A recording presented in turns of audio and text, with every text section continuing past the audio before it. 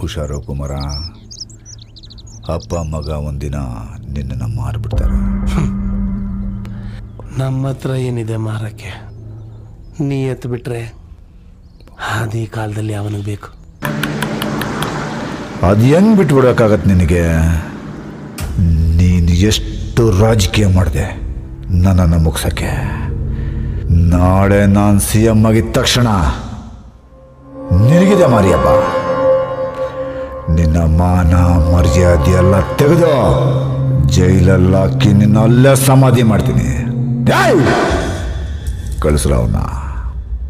ಗುರು ನಡೆಯಮ್ಮ ಆಚೆ, ನಡೆಯಮ್ಮ, ನಡಿ ಗುರು, ನಡಿಯಪ್ಪ, ನಡಿ ಅಂದ್ರೆ ನಡಿಯಲೇ.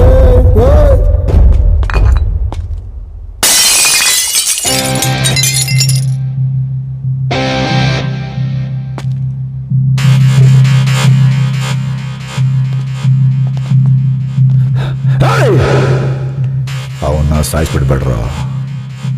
ನಾಳೆ ನಾನು CM ಆಗೋದನ್ನ ನಾವು ನೋಡಬೇಕು. ಪುರಾಣ ಮಾತ್ರ ಉಳಿಸಿ.